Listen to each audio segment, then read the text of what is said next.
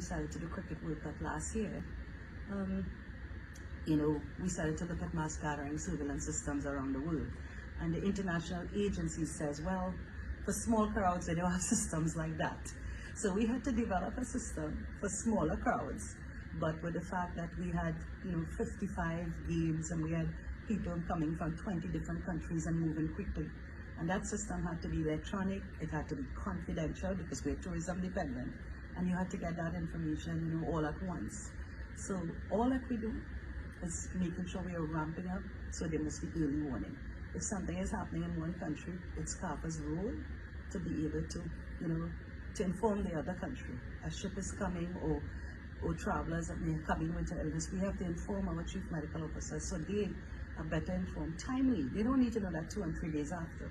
They need to know that now so that they can be able to implement a proactive or preventative measure. With that being said, how would you, if you can, rate the early warning systems that already exist within the region and with the chief medical officers? So I wouldn't want to rate, but I say that we can all ramp up. Early warning systems are not that easy. To do an early warning system, there are characteristics.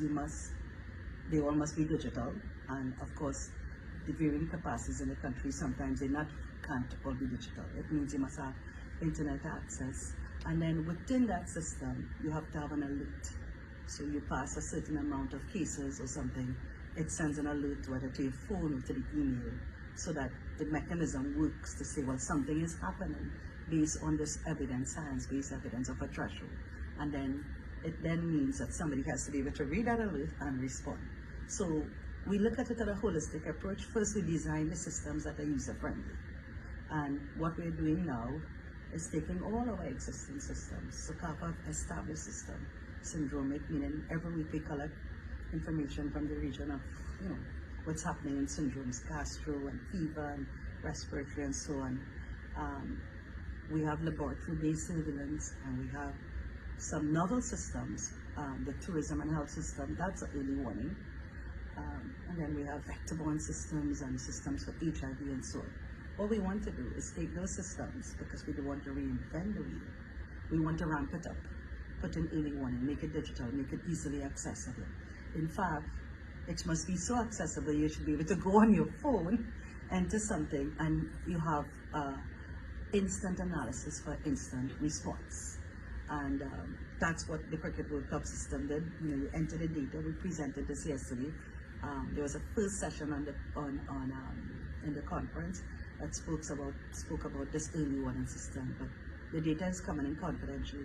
Chief medical officer has seen it. She or him can send that to their people, but they get an instant report. You don't have to go and analyze. So we could do better. We're not there where we would like to, but the idea is that we're working with countries to ramp it up. And for somebody who doesn't understand, why would that be important? Well, that would be important because if something is happening, you want to identify quickly and nip it in the bud before it spreads. Disease spreads very quickly. Depending on the type of disease, it can rapidly spread, and depending where it occurs. So if you have a viral disease, for instance, that spreads person to person.